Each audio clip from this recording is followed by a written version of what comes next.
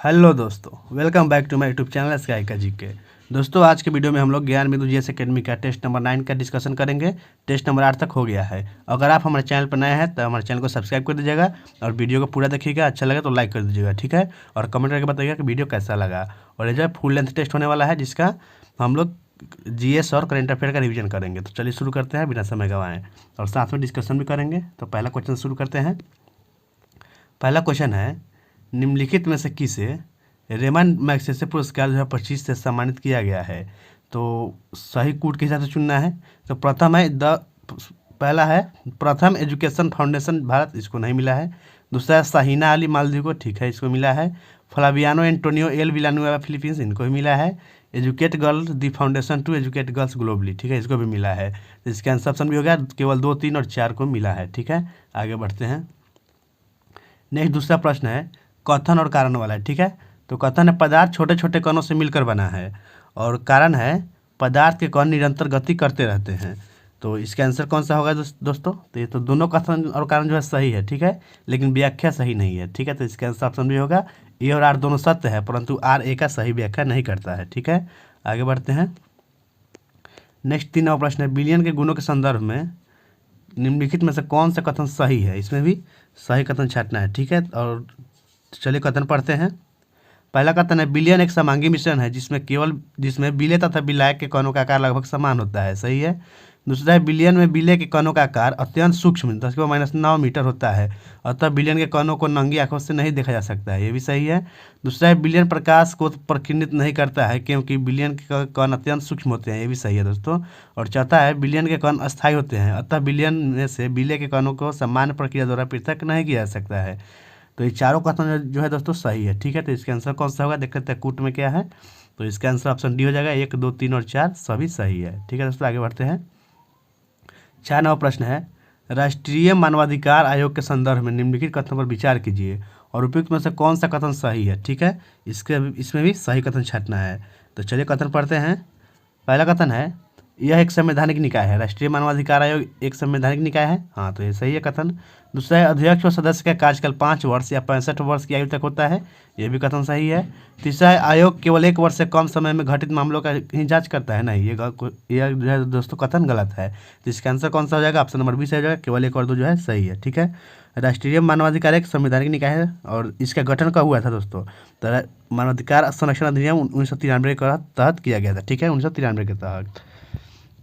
और इसका अध्यक्ष क्या था? भारत का सेवानिवृत्त मुख्य न्यायाधीश या उच्चतम न्यायालय का न्यायाधीश होना चाहिए इसका अध्यक्ष, ठीक है। आगे बढ़ते हैं दोस्तों। नेक्स्ट क्वेश्चन है 5 नंबर, निम्नलिखित कथन पर विचार कीजिए। पहला कथन है, पश्चिमी घाट पूर्वी घाट की अपेक्षा कम ऊंचे है, तो पहला कथन हो गया। दूसरा कथन है, पूर्वी घाट का विस्तार महानदी घाटी से दक्षिण में नीलगिरी तक है। उपयुक्त में से कौन सा कथन सत्य नहीं है? इसमें जो है गलत कथन छांटना है। तो इसका आंसर ऑप्शन ए हो जाएगा। केवल 1 जो है सही नहीं है, ठीक है। पहला कथन जो है सही नहीं है, दूसरा कथन सही है। तो आंसर ऑप्शन ए हो गया, पहला कथन गलत है, ठीक है दोस्तों। पूर्वी घाट के जो है पश्चिमी घाट से ज़्यादा ऊंचा नहीं है, यानी पश्चिमी घाट का ऊंचाई ज़्यादा है। आगे है, ओकून का नियम किसके बीच के संबंध को दर्शाता है? ओकून का नियम जो है दोस्तों किसके बीच के संबंध को दर्शाता है? तो ये दर्शाता है बेरोजगारी और उत्पादन के बीच के संबंध को, ऑप्शन बी हो जाएगा। नेक्स्ट है, निम्नलिखित में घटनाओं पर विचार कीजिए और उपयुक्त ऐतिहासिक घटनाओं के उनके सही कालक्रम को चुनिए, ठीक है। तो चलिए सुनते हैं। पहला हो जाएगा आपका, तैमूर का भारत पर आक्रमण कब हुआ था? 1398 में। बहलोल लोदी का सिंहासरोहण ये कब हुआ दोस्तों? ये बहलोल लोदी का ये हुआ 1451 में। बंगाल में तुगरिकल खां का विद्रोह ये हुआ था 1279 में। और तक्कोलम की लड़ाई कब हुआ था? तो ये हुई है 949 में। तो सबसे पहले कौन सा हो जाएगा? तक्कोलम की लड़ाई, ठीक है, जो 949 में हुआ था। उसके बाद आएगा आपका बंगाल में तुगलिक खां का विद्रोह, जो कब हुआ था? 1279 में, ठीक है। इसके बाद आएगा आपका तैमूर का भारत पर आक्रमण, जो कब किया था? 1398 में। और उसके लास्ट में जाएगा बहलोल लोदी का सिंहासरोहण, ये हुआ था 1451 में। तो आंसर कौन सा हो जाएगा दोस्तों? ऑप्शन नंबर ए सही हो जाएगा, याद रखिएगा। आगे बढ़ते हैं। नेक्स्ट 8वां प्रश्न है, सितंबर 2025 में केरल में पाए गए प्राइमरी अमीबिक मेनिंगोएन्सेफलाइटिस बीमारी के संदर्भ में निम्नलिखित कथनों पर विचार कीजिए और उपयुक्त में से सत्य कथन को चुनना है, ठीक है। इसमें भी जो है सत्य कथन को चुनना है। तो पहला कथन है, इसे ब्रेन ईटिंग अमीबा के रूप में जाना जाता है। हाँ, ये कथन सही है। दूसरा है, यह पीने के पानी या व्यक्ति से व्यक्ति के माध्यम से फैलता है। नहीं, ये कथन गलत है। तीसरा, यह बीमारी मस्तिष्क ऊतक को नष्ट कर देता है। सही है। तो इसका आंसर कौन सा गया? केवल 1 और 3 सही है। ऑप्शन बी सही हो जाएगा। ठीक है दोस्तों, नेक्स्ट आगे बढ़ते हैं। नेक्स्ट क्वेश्चन है 11 नंबर से है। 11 सितंबर 2025 को रक्षा मंत्री राजनाथ सिंह ने विश्व की पहली त्रिसेवा महिला नौकायन अभियान को हरी झंडी दिखाई। वह अभियान कौन सा है? तो इसका आंसर क्या है दोस्तों, बताइए। तो इसका आंसर हो जाएगा समुद्र प्रदक्षिणा से। ठीक है, ऑप्शन सी होगा समुद्र प्रदक्षिणा। नेक्स्ट है, संविधान निर्माण करने वाला प्रथम देश कौन सा है? तो संविधान निर्माण करने वाला प्रथम देश है अमेरिका। ऑप्शन बी हो जाएगा अमेरिका है। ठीक है, आगे बढ़ते हैं। नेक्स्ट 13 नंबर प्रश्न जो है दोस्तों, मिलान करने वाला है। एक तरफ वैज्ञानिक और दार्शनिक है और दूसरी तरफ क्या है, उनका सिद्धांत और योगदान में मिलाना है। ठीक है, तो डेमोक्रेट्स का क्या सिद्धांत है? तो इनका सिद्धांत है अविभाज्य कण। तो किससे मिल जाएगा? ऑप्शन बी दूसरा से मिल जाएगा, पदार्थ अविभाज्य कणों से निर्मित होता है। ठीक है, लेवोजियर जो है किससे मिलेगा दोस्तों? ये रासायनिक परिवर्तन के पश्चात अपरिवर्तित रहता है। पहला से मिला देंगे, लेवोजियर का द्रव्यमान संरक्षण नियम है। उसके बाद प्राउस्ट है, तो प्राउस्ट का किससे मिल जाएगा? यौगिक में तत्व एक निश्चित अनुपात में संयुक्त रहते हैं। ठीक है, तो निश्चित अनुपात का नियम प्राउस्ट दिया था। और डाल्टन जो है परमाणु सिद्धांत दिए थे। इस तीसरा से मिल जाएगा। तो इसका आंसर कौन सा हो जाएगा, देख लेते हैं ऑप्शन के हिसाब से। तो आंसर हो जाएगा ऑप्शन नंबर ए। ठीक है, आगे बढ़ते हैं दोस्तों। नेक्स्ट 14वां प्रश्न है, परमाणु संरचना के संदर्भ में निम्नलिखित कथनों पर विचार कीजिए। उपयुक्त कथनों में से कौन सा सही है, यानी सही कथन कौन सा है? तो चलिए कथन पढ़ते हैं। पहला कथन है, परमाणुओं की संरचना से संबंधित पहला मॉडल जे थॉम्सन द्वारा प्रस्तुत किया गया था। सही है। दूसरा कथन है, नील्स बोर ने रदरफोर्ड के परमाणु मॉडल की त्रुटियों को दूर किया। ये भी सही है। तो इसका आंसर ऑप्शन सी होगा 1 और 2 दोनों सही है। ठीक है दोस्तों, 1 और 2 जो है दोनों सही है। आगे बढ़ते हैं। नेक्स्ट 15वां प्रश्न है, निम्नलिखित में से किस तिथि को ब्रिटिश प्रधानमंत्री एटली द्वारा ब्रिटिश संसद में भारतीय स्वतंत्रता विधेयक प्रस्तुत किया गया? तो इसका आंसर क्या होगा दोस्तों, बताइए। तो हो जाएगा जुलाई 1947 में। ऑप्शन नंबर ए हो जाएगा सही, जुलाई 1947 में। नेक्स्ट है, किसने 1921 में पहली बार पूर्ण स्वतंत्रता की मांग उठाई थी? तो पूर्ण स्वतंत्रता की मांग जो है 1921 में पहली बार कौन उठाया था? वो है मौलाना हसरत मोहानी। ऑप्शन डी हो जाएगा सही, मौलाना जो है हसरत मोहानी। ठीक है, आगे बढ़ते हैं दोस्तों। कौन सा आरेख पिता रीजनिंग है, छोड़िए इसको, आगे बढ़ते हैं। 19वां प्रश्न है, निम्नलिखित में से किसने भारतीय संघीय व्यवस्था को मजबूत केंद्र वाला संघ कहा है? बताइए, मजबूत केंद्र वाला संघ किसने कहा है भारतीय संघीय व्यवस्था को? तो कहा है आइवर जेनिंग्स। ऑप्शन सी हो जाएगा, आइवर जेनिंग्स बोला है। ठीक है, और यहाँ पे है केसी वियर। तो केसी वियर जो है ये क्या बोला है दोस्तों? अर्धसंघीय बोला है। केसी वियर जो है अर्धसंघीय बोला है। ठीक है, याद रखिएगा। और ग्रेनविल ऑस्टिन जो है सहकारी संघ व्यवस्था है, ये बताया था ग्रेनविल ऑस्टिन। और मॉरिस जॉन्स ये क्या बताया है? सहमति वाला संघ कहा था मॉरिस जॉन। ये सभी याद रखिएगा। आगे बढ़ते हैं। किसी मंत्रिमंडलीय समिति को सुपर कैबिनेट कहा जाता है? किस मंत्रिमंडलीय समिति को सुपर कैबिनेट की संज्ञा दिया जाता है? तो बताइए दोस्तों, सुपर कैबिनेट किसको बोलते हैं? राजनीतिक मामलों की समिति को। ऑप्शन डी हो जाएगा, राजनीतिक मामलों की समिति को जो है सुपर कैबिनेट बोलते हैं, याद रखिएगा। आगे है, नेक्स्ट प्रश्न है, मनुष्यों में निम्नलिखित में से किसमें ऑक्सीजन के लिए उच्च आत्मीयता है? तो मनुष्य में जो है किसमें ऑक्सीजन के लिए उच्च आत्मीयता है दोस्तों? तो ये बताइए। तो ये हो जाएगा हीमोग्लोबिन में। ऑप्शन बी हो जाएगा हीमोग्लोबिन। ठीक है, नेक्स्ट है, इसके बाद प्रश्न है आपका 25 नंबर, मनुष्य के कान के बाहरी हिस्से को क्या कहते हैं? बताइए, मनुष्य के कान के बाहरी हिस्से को क्या कहते हैं दोस्तों? तो उसको कहते हैं कर्ण पल्लव। ऑप्शन सी हो जाएगा, कर्ण पल्लव बोलते हैं। निम्नलिखित में से कौन सा एंजाइम मानव शरीर में स्टार्च के पाचन से संबंधित है? तो स्टार्च के पाचन के लिए कौन से एंजाइम संबंधित है? वो है एमाइलेज। ऑप्शन सी हो जाएगा एमाइलेज। ठीक है, और यहाँ पे हो जाएगा लाइपेज क्या है? तो लाइपेज जो है वसाओं को वसीय अम्ल तथा ग्लिसरॉल में बदलता है। ठीक है, पेप्सिन भोजन में उपस्थित प्रोटीन को पेप्टोन तथा पॉलीपेप्टाइड में बदल देता है। और इंसुलिन क्या करता है, आप लोग कमेंट बॉक्स में बताइए। ठीक है, आगे बढ़ते हैं। नेक्स्ट 27वां प्रश्न है, मानव शरीर में उपस्थित पेशियों के संदर्भ में सत्य कथन का चयन करना है। ठीक है, कूट के हिसाब से। तो पहला कथन है, कंकाल पेशियों को रेखित पेशी कहते हैं। तो सही है। दूसरा है, आहार नाली एवं जनन मार्ग के भित्ति में स्थित पेशियाँ अरेखित व अनैच्छिक कहलाती है। ये भी सही है। तीसरा, हृदय पेशी अनिच्छिक होती है। ये भी सही है। तो इसका आंसर कौन सा हो जाएगा? ऑप्शन नंबर सी हो जाएगा। 1, 2 और 3 तीनों जो है सही है दोस्तों। ठीक है, 28वां प्रश्न है दोस्तों, निम्नलिखित में से कौन सी महासागरीय 28 नंबर प्रश्न है दोस्तों, निम्नलिखित में से कौन सी महासागरीय धारा हिंद महासागर से संबंधित नहीं है? तो बताइए इनमें से कौन जो है हिंद महासागर से संबंधित नहीं है? तो आंसर होगा ऑप्शन नंबर सी, बेंगुला जो है हिंद महासागर से संबंधित नहीं है। ये जो है दक्षिण अटलांटिक महासागर से संबंधित है और ठंडी जलधारा है, ठीक है। बाकी अगुलहास जो है गर्म जलधारा है, मोजाम्बिक भी गर्म जलधारा है और मेडागास्कर भी, तीनों जो है गर्म जलधारा है और तीनों जो है हिंद महासागर में है, ठीक है। और बेंगुला हो गया किस कहा दोस्तों, अभी पता है दक्षिणी अटलांटिक महासागर में, ठीक है, और ठंडी जलधारा। नेक्स्ट है 29 नंबर, निम्न कथनों पर विचार कीजिए, ठीक है, उपयुक्त में से कौन सा सही है? सही कथन कौन सा है? तो इसका आंसर सही कौन सा हो जाएगा बताइए। तो पहला कथन है बौद्ध धर्म एवं जैन धर्म दोनों अनिश्वरवादी दर्शन है, सही है। जैन धर्म मोक्ष की व्याख्या करता है, ये भी सही है। तो इसका आंसर ऑप्शन हो गया कि दोनों कथन जो है सत्य है, ठीक है। नेक्स्ट है किसी देश का जीवन स्तर प्रतिबिंबित होता है, किससे प्रतिबिंबित होता है? तो ये हो जाएगा प्रति व्यक्ति आय से, ऑप्शन नंबर डी सही होगा। नेक्स्ट है 31 नंबर प्रश्न है दोस्तों, SDG इंडिया इंडेक्स 2023-24 के संबंध में निम्नलिखित कथनों पर विचार कीजिए, उपयुक्त कथनों में से कौन सा कथन सही है? ठीक है, तो पहला कथन है इसका प्रकाशन नीति आयोग के द्वारा किया जाता है, सही है। इस इंडेक्स के अनुसार 2018 और 2023-24 के बीच सबसे तेजी से आगे बढ़ने वाले राज्य उत्तर प्रदेश है, ये भी सही है। इसमें बिहार 57 अंक के साथ सबसे नीचे रहा है, ये भी सही है। तो इसका आंसर कौन सा हो गया? ऑप्शन नंबर डी हो गया, तीनों कथन सत्य है, ठीक है। आगे बढ़ते हैं।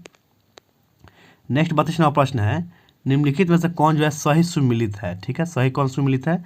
तो कोलंबस पुर्तगाल, ये गलत है, ठीक है। अमेरिगो वेस्पुची अमेरिका का, ये भी गलत है। हेनरी द नेविगेटर पुर्तगाल, हाँ ये सही है, हेनरी द नेविगेटर पुर्तगाल का है, सही है। बार्थोलोमियो डियाज अफ्रीका, ये भी गलत है। तो कोलंबस जो है दोस्तों कहाँ का है? इटली का है, याद रखिएगा। और अमेरिगो वेस्पुची जो है स्पेन का है। और हेनरी नेविगेटर हो गया पुर्तगाल का, ये सही था। और बार्थोलोमियो डियाज जो है ये कहाँ का है? पुर्तगाल का ही है, ये भी ठीक है, याद रखिएगा। आगे बढ़ते हैं। फ्रांस की क्रांति के संदर्भ में निम्नलिखित में से किस अवधि को आतंक का युग कहा जाता है? बताइए, बहुत इंपॉर्टेंट क्वेश्चन है। किस अवधि को आतंक का युग कहा जाता है? तो ये हो जाएगा 1793 से लेकर 1794 तक को, ठीक है। ऑप्शन नंबर ए हो जाएगा 1793 से 94 को। आगे बढ़ते हैं। नेक्स्ट प्रश्न है 34 नंबर, हाल ही में बोधगया में आयोजित PM विश्वकर्मा और राष्ट्रीय SC/ST हब मेगा कॉन्क्लेव 2025 के संदर्भ में निम्नलिखित कथनों पर विचार कीजिए और उपयुक्त कथनों में से कौन सा कथन गलत है? गलत कथन को चयन करना है, ठीक है। तो चलिए कथन पढ़ते हैं। पहला कथन है इस कार्यक्रम की अध्यक्षता केंद्रीय सूक्ष्म लघु एवं मध्यम उद्यम मंत्री जीतन राम मांझी ने 17 सितंबर 2025 को किया, हाँ सही है। दूसरा है PM विश्वकर्मा योजना की शुरुआत 17 सितंबर 2024 को किया गया था, गलत है। दूसरा कथन जो है दोस्तों गलत है, तो इसका आंसर ऑप्शन हो जाएगा केवल 2 कथन जो है गलत है, ठीक है। बाकी पहला कथन सही है। इसका शुरुआत जो है 17 सितंबर 2023 को किया गया था, ठीक है। यहाँ 24 नहीं हुआ, 23 होगा। आगे बढ़ते हैं। 35वां प्रश्न है, हाल ही में सड़क परिवहन और राजमार्ग मंत्रालय द्वारा भारत में सड़क दुर्घटना रिपोर्ट 2023 जारी की गई है। निम्नलिखित में से किस भारतीय राज्य में सड़क दुर्घटना सबसे अधिक दर्ज की गई है? तो सड़क दुर्घटना सबसे अधिक जो है ये तमिलनाडु में दर्ज किया गया है, आंसर ऑप्शन सी हो जाएगा तमिलनाडु में, ठीक है। आगे बढ़ते हैं।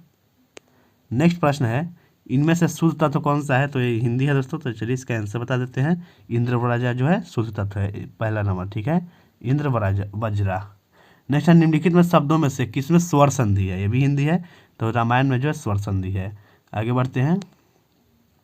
डच ईस्ट इंडिया कंपनी ने किस वर्ष पटना में अपना कारखाना स्थापित किया था?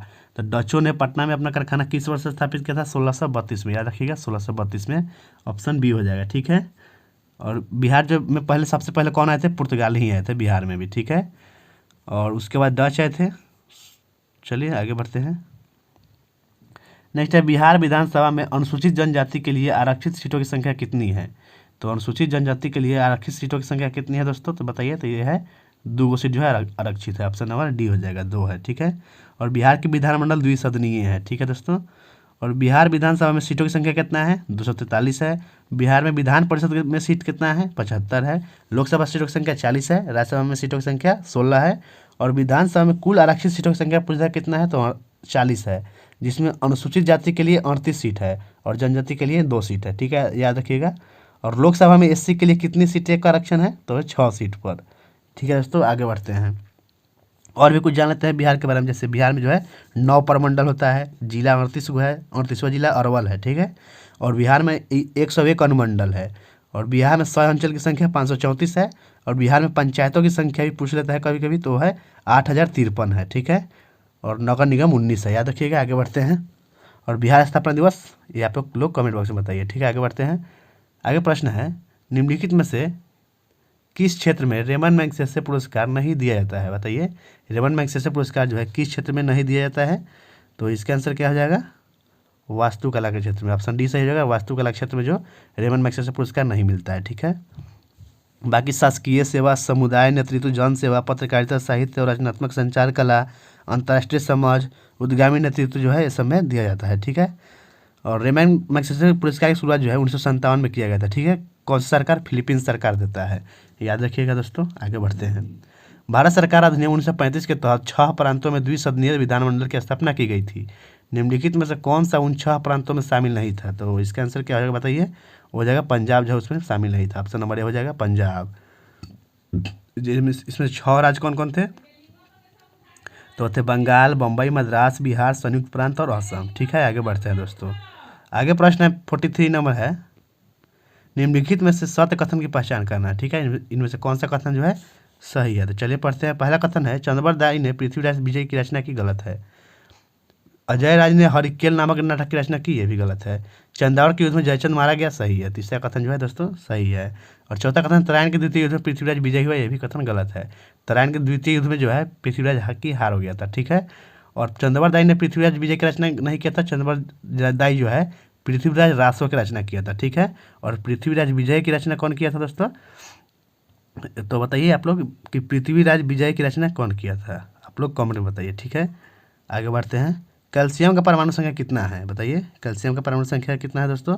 तो है 20। ऑप्शन बी हो जाएगा 20 है, ठीक है। आगे बढ़ते हैं।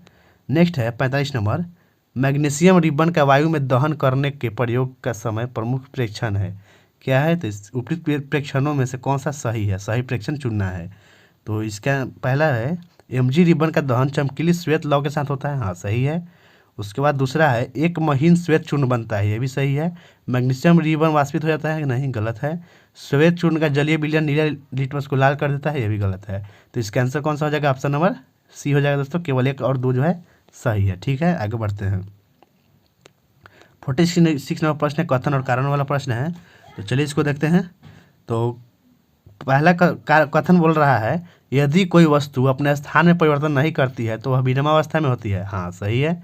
कारण है, यदि कोई वस्तु अपने आसपास के वस्तुओं के सापेक्ष स्थिति बदलती है तो वह गति में होती है, ये भी कारण भी सही है, लेकिन जो है व्याख्या सही नहीं है, ठीक है। तो इसका आंसर होगा कथन ए और कथन आर दोनों सही है, परंतु कारण आर कथन ए का सही व्याख्या नहीं करता है। तो आंसर ऑप्शन बी होगा दोस्तों, याद रखिएगा। आगे बढ़ते हैं। मिलान करने वाला एक तरफ सम्मेलन और स्थान मिलाना है, ठीक है। तो चलिए इसको भी मिलाते हैं, सम्मेलन और स्थान को। पहला आपका AI action summit, AI action summit 2025, ये कहाँ हुआ है? तो ये हुआ है पेरिस में, तो पेरिस से मिला दिए। उसके बाद अंतर्राष्ट्रीय अंतरिक्ष सम्मेलन 2025, तो ये हुआ है आपके बेंगलुरु में, तो ये बेंगलुरु से मिल जाएगा। नेक्स्ट है हिंद महासागर नौसेना संगोष्ठी 2025, यह किससे मिलाएंगे इसको? तो ये जो है कोच्चि में हुआ था, कोच्चि से मिला देंगे, ठीक है। और उसके बाद आपका बच गया आदि कर्मयोगी अभियान पर राष्ट्रीय सम्मेलन, ये जो हुआ है नई दिल्ली में, ठीक है। तो इसका आंसर कौन सा हो जाएगा? ऑप्शन नंबर, तो ऑप्शन देखते हैं, हाँ ऑप्शन डी सही हो जाएगा दोस्तों, याद रखिएगा। आगे बढ़ते हैं। 48 नंबर प्रश्न है, जीएसटी 2.0 सुधारों के संदर्भ में निम्नलिखित में से कौन सा कथन सही नहीं है? यानी कौन सा कथन जो है गलत है दोस्तों, ठीक है। तो पहला कथन है, इसमें कर स्लैब 4 से घटकर 2 किया गया है, ठीक है सही है।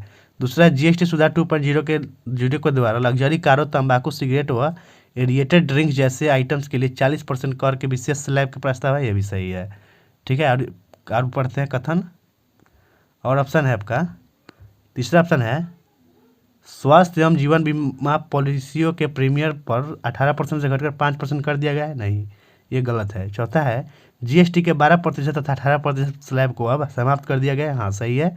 तो इसका आंसर ऑप्शन सी हो जाएगा, जो गलत है, ठीक है। इसमें गलत ही छटना था, तो ऑप्शन सी जो है विकल्प सी गलत है, ठीक है।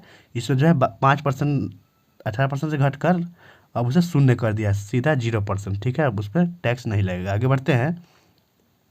49 नंबर प्रश्न है, निम्नलिखित में से कौन भारतीय संविधान के मूल ढांचा का भाग नहीं है? भारतीय संविधान के मूल ढांचा का भाग कौन नहीं है? तो इसका आंसर हो जाएगा ऑप्शन सी, एकात्मक संघवाद जो है उसका भाग नहीं है। बाकी स्वतंत्र और निष्पक्ष चुनाव, संसदीय प्रणाली और स्वामित्व का सिद्धांत जो है मूल ढांचा का भाग है, ठीक है। आगे बढ़ते हैं। एंजिल जलप्रपात किस नदी पर स्थित है? तो बताइए दोस्तों, एंजिल जलप्रपात जो है किस नदी पर स्थित है? तो यह है कैरी नदी पर, ठीक है। ऑप्शन नंबर बी हो जाएगा कैरी नदी पर। और एंजिल जलप्रपात जो है विश्व का सबसे ऊंचा जलप्रपात है, ठीक है। और ये कहाँ स्थित है? वेनेजुएला में स्थित है। और इसकी ऊंचाई लगभग जो है 979 मीटर है, याद रखिएगा। और आगे बढ़ते हैं, ठीक है। और सेंट लॉरेंस नदी पर कौन सा जलप्रपात है, ये भी पूछ लेगा। तो नियाग्रा जलप्रपात जो है सेंट लॉरेंस नदी पर है, याद रखिएगा। आगे बढ़ते हैं। नेक्स्ट प्रश्न है, all India trade union Congress के पहले अध्यक्ष कौन थे? तो बताइए इसके पहले अध्यक्ष कौन थे? तो इसके पहले अध्यक्ष जो है लाला लाजपत राय ही थे। ऑप्शन ए हो जाएगा लाला लाजपत राय, ठीक है। और इसका स्थापना कब हुआ था? 1920 में हुआ था। कहाँ पे? बम्बई में। और इसके संस्थापक एन.एम. जोशी थे। और प्रथम अध्यक्ष तो हो गया लाला लाजपत राय थे। और उपाध्यक्ष पूछ देगा तो जोसेफ बैप्टिस्टा था, ठीक है। और महामंत्री थे दीवान चमन लाल, याद रखिएगा। आगे बढ़ते हैं। नेक्स्ट प्रश्न, निम्नलिखित में से किस तिथि को अनंत लक्ष्मण कनहरे ने नासिक जिला मजिस्ट्रेट जंक्शन पर गोली चलाई? तो ये किस तिथि को चलाई थी? 21 दिसंबर 1909 को। ऑप्शन ए हो जाएगा सही, 21 दिसंबर 1909 को, ठीक है दोस्तों। आगे बढ़ते हैं। 53 नंबर प्रश्न है, यदि किसी देश का चालू खाता घाटे में है तो इसका अर्थ क्या है? तो उसका अर्थ है निर्यात आयात से अधिक है, ठीक है। इसका आंसर ऑप्शन हो गया निर्यात जो है आयात से अधिक है। नेक्स्ट 54 नंबर प्रश्न है, भारतीय द्वारा पूरी तरह से प्रबंधित पहला बैंक कौन था? पूरी तरह से बोल रहा है दोस्तों, तो हो जाएगा पंजाब नेशनल बैंक। ऑप्शन ऐसे हो जाएगा पंजाब नेशनल बैंक, ठीक है। तो पंजाब नेशनल बैंक की स्थापना कब हुआ था? 1894 में हुआ था, याद रखिएगा। आगे बढ़ते हैं दोस्तों। नेक्स्ट क्वेश्चन है, सेमिकॉन इंडिया 2025 के संदर्भ में निम्नलिखित में से कौन सा कथन असत्य है, यानी कौन सा कथन जो है गलत है? तो पहला कथन है, भारत का सबसे बड़े सेमीकंडक्टर शो सेमिकॉन इंडिया 2025 का आयोजन मुंबई में हुआ। यही कथन जो है दोस्तों गलत है, ठीक है। इसका आयोजन जो है दिल्ली में हुआ था। ऑप्शन ए सही हो जाएगा, यही कथन गलत है। बाकी तीनों कथन सही है। इस अवसर पर केंद्रीय इलेक्ट्रॉनिक्स एवं आईटी मंत्री अश्विनी वैष्णव ने भारत में निर्यात पहली 32 bit micro processor chip Vikram 3201 सौंपी, सही है। तीसरा कथन है, सेमिकॉन इंडिया 2025 का थीम अगली सेमीकंडक्टर महाशक्ति का निर्माण है, ये भी सही है। और चौथा कथन भी सही है, इसका उद्देश्य भारत के सेमीकंडक्टर उत्पादन में महाशक्ति बनना है, ठीक है। तो इसका आंसर पहला हो गया ऑप्शन नंबर ए, जो गलत था। आगे बढ़ते हैं। 56 नंबर प्रश्न है, किसी वस्तु का नियत त्वरण 10 मीटर प्रति सेकेंड स्क्वायर है तथा प्रारंभिक वेग दे दिया है 100 मीटर प्रति सेकेंड। तो बोल रहा है कितने समय बाद इसका वेग जो है दुगना हो जाएगा? तो दोस्तों ये जो है बन जाएगा किस पे? पहले आपको यहाँ से यू दे दिया है तो भी निकालना पड़ेगा, ठीक है। ए बराबर भी माइनस यू बाई टी लगाकर, उसके बाद आपको भी निकल जाएगा। उसके बाद फॉर्मूला लग जाएगा भी बराबर यू प्लस ए टी, ठीक है। तो इससे बनाएंगे तो आंसर आएगा ऑप्शन नंबर सी हो जाएगा 20/2 यानी 10 सेकेंड आएगा, ठीक है दोस्तों। आगे बढ़ते हैं। आगे प्रश्न है आपका 57वां प्रश्न है, निम्न कथनों में से कौन सा कथन असत्य है? गलत कथन को चयन करना है। तो चलिए, पहला कथन है, अब अनुप्रस्थ तरंगों का संचरण केवल ठोस माध्यम में हो सकता है, सही है। अनुदैर्ध्य तरंगों का संचरण सभी माध्यमों में हो सकता है, सही है। समुद्र में उत्पन्न तरंगें अनुप्रस्थ तथा अनुदैर्ध्य तरंगों का संयोजन होती है, सही है। चौथा कथन है, वायु में केवल अनुप्रस्थ यांत्रिक तरंगों का ही संचरण संभव है, यही कथन जो है दोस्तों गलत है, ठीक है। इसका आंसर हो गया ऑप्शन नंबर डी। आगे बढ़ते हैं। नेक्स्ट प्रश्न है 58 नंबर, निम्नलिखित में से कौन सही सुमिलित नहीं है? इसमें भी गलत छाटना है। तो इसका पहला है, मुहतसिब के शरीयत के अनुसार लोगों के आचरण का निरीक्षण करता था, सही है। अमीर ए बहर, तो अमीर ए बहर था आंतरिक नौकायन का निरीक्षण करता, सही है। तीसरा है, सहना ए पील, ये राजा के घरेलू कार्यों का प्रमुख, ये गलत है, ठीक है। तो चौथा है, अमीर ए तुजुक उत्सव के आयोजन का अधिकारी, ये सही है। यानी ए बी डी और सही है। तो इसका इनमें गलत छाटना था, तो कौन सा जगह? ऑप्शन नंबर सी सही हो जाएगा, तो गलत है, ठीक है दोस्तों। इसका आंसर होगा ऑप्शन नंबर सी। तो शाहना ए पील क्या था? तो यह है हाथियों के सेना का प्रमुख होता था शाहना ए पील, ठीक है। आगे बढ़ते हैं दोस्तों। नेक्स्ट प्रश्न है, हाल ही में नेपाल में हुए जेन-जेड आंदोलन के संदर्भ में असत्य कथन को चुनना है, ठीक है। इसमें भी असत्य कथन चयन करना है। पहला कथन है, नेपाल में मीडिया पर प्रतिबंध के खिलाफ हुए आंदोलन में जेन-जेड पीढ़ी के लोग ने महत्वपूर्ण भूमिका निभाई, सही है। दूसरा कथन है, ओली सरकार ने तख्ता प्लस के बाद सेना प्रमुख अशोक राज सिंगडेन को अंतरिम प्रधानमंत्री चुना गया, गलत है, यही दूसरा कथन गलत है। तीसरा कथन, जेन-जेड पीढ़ी का तात्पर्य लगभग 1997 से 2012 के बीच के जन्मे युवा पीढ़ी से है, सही है। उभय में से एक से अधिक से हो जाएगा, तो कौन सा जो है इसमें गलत है दोस्तों? तो गलत जो है ऑप्शन बी है गलत, ठीक है। इसका आंसर ऑप्शन बी हो जाएगा, जो गलत है। आगे बढ़ते हैं। और इसी के बाद जो है सुशीला कार्मी जो है अंतरिम पद की शपथ ली थी, ठीक है। यहाँ कौन सा था? सिंगडेन नहीं होगा, सुशीला कार्की थी जो प्रथम महिला प्रधानमंत्री भी बनी है दोस्तों, याद रखिएगा। आगे बढ़ते हैं। नेक्स्ट है, लोकसभा का अध्यक्ष और उपाध्यक्ष दोनों अनुपस्थित हो तो संसद के संयुक्त अधिवेशन की अध्यक्षता कौन करेगा? तो संसद के संयुक्त अधिवेशन की अध्यक्षता कौन करेगा दोस्तों, बताइए। तो इसका आंसर होगा राज्यसभा का उपसभापति। ऑप्शन डी सही होगा, राज्यसभा का उपसभापति। नेक्स्ट है, निम्न में से किसे अमित्र घात के नाम से जाना जाता है? तो बिंदुसार, बताइए एक्सरे क्या हो जाएगा? अमित्र घात किसको बोलते थे? तो बिंदुसार को बोला जाता था। ऑप्शन बी हो जाएगा बिंदुसार को। ठीक है दोस्तों, आगे बढ़ते हैं। नेक्स्ट मिलान करना है, एक तरफ शिलालेख है और एक तरफ प्राप्त स्थल है। ठीक है, तो कालसी शिलालेख कहाँ से प्राप्त हुआ है बताइए? तो कालसी शिलालेख जो है देहरादून उत्तराखंड से प्राप्त है, तो दूसरा से मिल गया। उसके बाद है गिरनार शिलालेख, तो ये कहाँ से प्राप्त है? जूनागढ़ से, तो जूनागढ़ से मिला देंगे इसको। उसके बाद जौगर शिलालेख कहाँ से प्राप्त है? तो ये है गंजाम उड़ीसा से, तो तीसरा से मिल गया। और मास्की शिलालेख जो है रायचूर कर्नाटक से प्राप्त है, तो मिल गया दोस्तों। तो इसका आंसर कौन सा हो जाएगा दोस्तों, बताइए। तो इसका आंसर हो गया आपका ऑप्शन नंबर ए हो जाएगा सही। ठीक है, आगे बढ़ते हैं। तीसरा नंबर प्रश्न है, निम्नलिखित में से किस मंत्रालय द्वारा ज्ञान भारत पोर्टल को लॉन्च किया गया है? बताइए। ज्ञान भारत पोर्टल कौन मंत्रालय लॉन्च किया है? संस्कृति मंत्रालय। ऑप्शन बी हो जाएगा संस्कृति मंत्रालय द्वारा। ठीक है दोस्तों, आगे बढ़ते हैं। हम यहाँ से ऐसा क्वेश्चन एक पूछ लेता है पोर्टल वाला, तो इसके स्पेशल वीडियो बना देंगे। ठीक है, प्रमुख पोर्टल और उसके जारीकर्ता का। ठीक है, देख लीजिएगा। आगे बढ़ते हैं। नेक्स्ट प्रश्न है, निम्नलिखित में से किसे प्रतिष्ठित दादा साहेब फाल्के पुरस्कार 2023 के लिए चुना गया है? तो दादा साहेब फाल्के पुरस्कार 2023 के लिए किसको चुना गया है? तो वह है मोहनलाल को। ठीक है, आंसर होगा मोहनलाल। नेक्स्ट आगे बढ़ते हैं। नेक्स्ट कथन और कारण वाला प्रश्न है और कूट की सहायता से उत्तर देना है। ठीक है, तो पहला कथन है आपका, कथन है कि प्रोकैरियोटिक जीवों जैसे जीवाणुओं में केंद्रक अनुपस्थित होता है, तो सही है। कारण है केंद्रक झिल्ली के अभाव में इनमें केवल डीएनए युक्त केंद्र का पाया जाता है, ये भी सही है कारण भी, लेकिन ये सही व्याख्या नहीं करता है, तो इसका आंसर ऑप्शन बी हो जाएगा। कथन और कारण दोनों सही है लेकिन सही व्याख्या नहीं करता है। ठीक है, आगे बढ़ते हैं। नेक्स्ट प्रश्न 66 नंबर, निम्नलिखित कथनों पर विचार कीजिए और उपयुक्त कथनों के संदर्भ में नीचे दिए गए विकल्पों में से सही उत्तर चुनना है। ठीक है, तो पहला कथन है आपका, जाइलम रेशो की भित्तियाँ अत्यधिक मोटी होती है और केंद्रीय लेंसर समाप्त हो जाते हैं, सही है। दूसरा कथन है, जाइलम मृदुत्तक कोशिकाएं जीवित होती है और इनकी कोशिका भित्ति एब्रीन की बनी होती है, गलत है। तो पहला कथन एक सही है और कथन दूसरा असत्य है। ठीक है, तो इसका आंसर भी ऑप्शन बी हो जाएगा। पहला कथन जो है सही है और दूसरा कथन गलत है। दोस्तों आगे बढ़ते हैं। आगे प्रश्न है, मेंडल ने अपने अध्ययन के लिए निम्नलिखित में से किस लक्षण का चयन किया? तो मेंडल जो है किस लक्षण का चयन किया बताइए? तो ये किया है उपरोक्त सभी का। ऑप्शन डी हो जाएगा, जैसे तने की लंबाई, फूल की स्थिति, फूल का रंग, बीज का आकार, फली का रंग और बीज का रंग, ये सभी का किया है। ठीक है, तो इस तरह के ऑप्शन डी हो जाएगा। ठीक है, आगे बढ़ते हैं। नेक्स्ट प्रश्न है, फ्रांस की सरकार द्वारा प्रकाशित सरकारी रिपोर्ट या दस्तावेज को क्या कहा जाता है? तो बताइए फ्रांस के सरकारी रिपोर्ट को क्या बोलते हैं दोस्तों? तो उसको बोलते हैं yellow book. Answer option C होगा येलो बुक। ठीक है, यहाँ से क्वेश्चन आ जाता है कभी कभी, तो जान लीजिए। ग्रीन बुक किसको बोलते हैं? ईरान और इटली की सरकारी रिपोर्ट को ग्रीन बुक बोलते हैं। ठीक है, और ऑरेंज बुक बोलते हैं नीदरलैंड की सरकारी रिपोर्ट को ऑरेंज बुक बोलते हैं। व्हाइट बुक जो है पुर्तगाल, चीन और जर्मनी का सरकारी रिपोर्ट व्हाइट बुक कहलाता है। ठीक है, और होता है व्हाइट पेपर जो है ब्रिटेन सरकार की सरकारी रिपोर्ट है। व्हाइट पेपर भारत का भी है। और ब्लू बुक किसका है दोस्तों? तो ब्लू बुक जो है ब्रिटेन का सरकारी रिपोर्ट है, ब्रिटेन सरकार का सरकारी रिपोर्ट। और व्हाइट बुक भी है लेकिन वो विशेष विषय पर है। ठीक है, और पूछता है ग्रे बुक, तो ग्रे बुक जो है बेल्जियम और जापान का सरकारी रिपोर्ट है। येलो बुक तो हो गया फ्रांस का है। और ज्वाइंट पेपर किसका है? दो या दो से अधिक सरकारों की संयुक्त रिपोर्ट को ज्वाइंट पेपर बोला जाता है। आगे बढ़ते हैं। लाल पांडा तथा नीलगिरी तोहर निम्नलिखित में से किन जातियों का उदाहरण है? तो ये दोनों जो है संकटग्रस्त जातियां है। ऑप्शन सी हो जाएगा संकटग्रस्त है। ठीक है, 70वां प्रश्न है, प्रथम प्रशासनिक सुधार आयोग का गठन कब किया गया? बताइए। प्रथम प्रशासनिक सुधार आयोग का गठन कब किया गया? 1966 में। ऑप्शन बी हो जाएगा 1966 में। नेक्स्ट क्वेश्चन देखते हैं।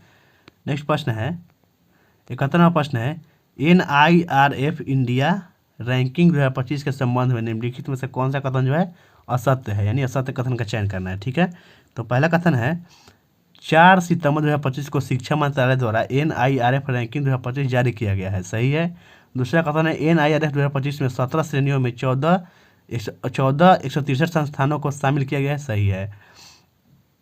और शिक्षा मंत्रालय द्वारा सितंबर 2015 से NIRF रैंकिंग जारी किया जाता है, ये भी सही है। चौथा है IIT मद्रास को लगातार 8वें वर्ष समग्र श्रेणी में शीर्ष स्थान के रूप में मान्यता दी गई। यही कथन जो है दोस्तों गलत है, तो इसका आंसर ऑप्शन डी हो जाएगा। यह कथन असत्य है। ठीक है, आगे बढ़ते हैं। 72 प्रश्न है, गांधी जी के नेतृत्व में चलाए गए विभिन्न आंदोलनों का सही कालक्रम क्या है? तो सही कालक्रम क्या हो जाएगा? पहले चंपारण आंदोलन कब हुआ था? 1917 में। उसके बाद हो जाएगा आपका अहमदाबाद मिल मजदूर जो 1918 में हुआ था। इसके बाद कौन सा होगा बताइए? तो इसके बाद हो जाएगा आपका खेरा आंदोलन जो कब हुआ था? 1918 में हुआ था, मार्च में हुआ था। इसके बाद होगा रॉलेट सत्याग्रह। तो रॉलेट सत्याग्रह कब हुआ था? 18 मार्च 1919 को। ठीक है, तो आगे बढ़ते हैं। इसका आंसर कौन सा हो जाएगा जान लेते हैं। आंसर हो जाएगा ऑप्शन नंबर ए हो जाएगा। ठीक है दोस्तों अगर वीडियो आपको अच्छा लग रहा है तो लाइक कर दीजिए, अपने दोस्तों में भी शेयर कर दीजिए। नेक्स्ट है, कुक्का आंदोलन का प्रमुख उद्देश्य क्या था? बताइए। कुक्का आंदोलन का प्रमुख उद्देश्य था सिख धर्म में प्रचलित बुराइयों को दूर करना। ऑप्शन बी हो जाएगा, सिख धर्म में प्रचलित बुराइयों को दूर करना। ठीक है, और यह आंदोलन जो है 1840 से 1872 तक चला था। ठीक है, और इस आंदोलन की शुरुआत 1840 में कौन किया था? सियान साहब अर्थात भगत जवाहरलाल द्वारा किया गया था। यह भी याद रखिएगा। आगे बढ़ते हैं। लॉर्ड रिपन के संबंध में असत्य कथन का चयन करना है। ठीक है, कौन सा कथन जो है असत्य है? तो पहला कथन है, प्रथम कारखाना अधिनियम इन्हीं काल में पारित हुआ। सही है। प्रथम नियमित जनगणना रिपन के कार्यकाल में हुआ। यह भी सही है। तीसरा कथन है, वर्नाक्युलर प्रेस एक्ट इन्होंने ही पारित किया था। गलत है, यह कथन गलत है। चौथा, रिपन का काल स्थानीय स्वशासन का काल माना जाता है। यह भी सही है। तो इसका आंसर कौन सा हो जाएगा? आंसर जो आपका ऑप्शन नंबर सी हो जाएगा। जो कथन गलत चुना था तो ये ऑप्शन सी जो है कथन गलत है। यह वर्नाक्युलर प्रेस एक्ट जो है रिपन ने नहीं बल्कि लिटन ने पारित किया था। ठीक है, इसका आंसर लिटन होगा। आगे बढ़ते हैं दोस्तों। नेक्स्ट प्रश्न है, हाल ही में किस संस्था द्वारा artificial intelligence implication for trade and inclusive growth report जारी की गई है? तो ये रिपोर्ट जो है कौन जारी किया है दोस्तों? बताइए। तो ये किया है विश्व व्यापार संगठन। ऑप्शन ए हो जाएगा, विश्व व्यापार संगठन है। ठीक है, आगे है, निम्नलिखित कथनों पर विचार कीजिए और उपरोक्त में से कौन सा कथन सही है? दोनों में से सही कथन को चयन करना है। ठीक है, तो चलिए कथन पढ़ते हैं। दो पिंडों के बीच परस्पर बल सदैव समान और एक दिशा में होते हैं। गलत है। क्रिया तथा प्रतिक्रिया बल एक वस्तु पर कार्य करता है। यह भी कथन गलत है। तो इसका आंसर ऑप्शन डी हो जाएगा। दोनों कथन जो है दोस्तों गलत है, कोई सही नहीं है। ठीक है, आगे बढ़ते हैं।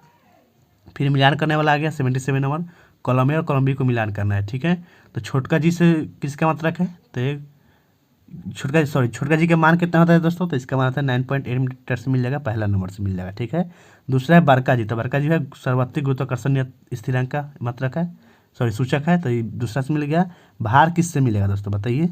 तो भार मिल जाएगा, बताइए दोस्तों, भार जो है मिल जाएगा किससे? mg से, यानी द्रव्यमान गुणे त्वरण से भाग। ठीक है, और मुक्त पतन जो है चौथा से मिल जाएगा, केवल गुरुत्वाकर्षण के कारण गति करता है। ठीक है, उससे मुक्त पतन बोलते हैं। तो इसका आंसर कौन सा हो जाएगा? ऑप्शन नंबर डी हो जाएगा। ठीक है, आगे बढ़ते हैं दोस्तों। नेक्स्ट प्रश्न है आपका, कौन सा हो जाएगा? 78 नंबर, 21 सितंबर 2025 को पटना हाईकोर्ट के मुख्य न्यायाधीश के रूप में किसने कार्यभार संभाला है?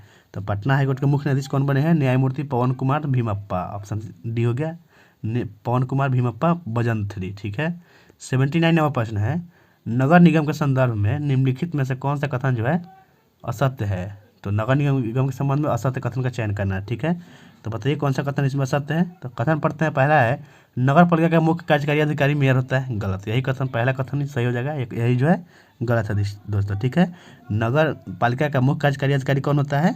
वो होता है नगर निगम। ठीक है, उसके बाद तीनों कथन सही है, पढ़ लीजिएगा। आगे बढ़ते हैं। नेक्स्ट प्रश्न 80 नंबर, प्रीवी पर्स क्या था? बताइए दोस्तों, प्रीवी पर्स क्या था?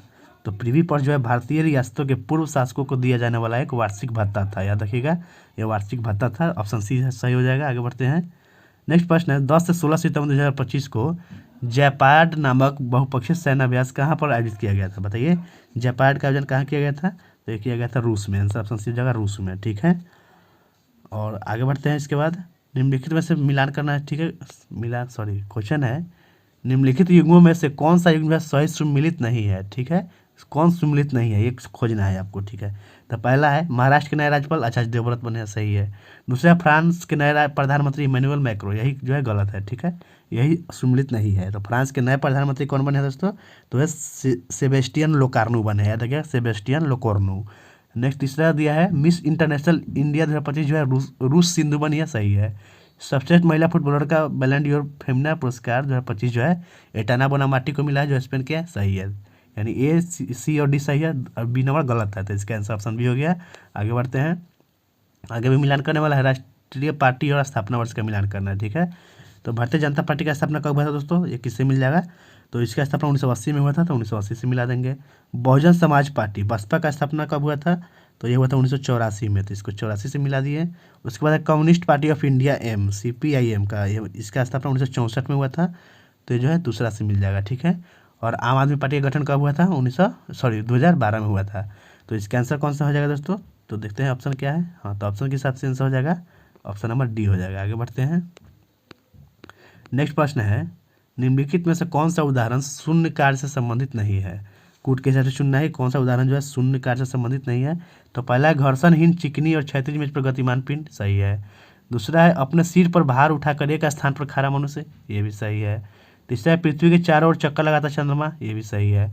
खुदरे तल पर वस्तु को खींचने पर घर्षण बल द्वारा किया गया कार्य, यही जो है इस कार्य से संबंधित, इससे संबंधित नहीं है, ठीक है। तो इसका आंसर ऑप्शन डी हो जाएगा।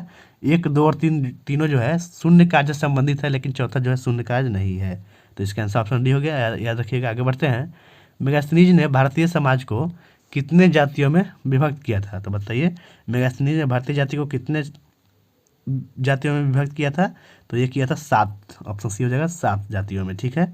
वो 7 जाति कौन कौन से था, तो एक था दार्शनिक, किसान, अहीर, कारीगर, शिल्पी, सैनिक और निरीक्षक, ठीक है, यही 7 था।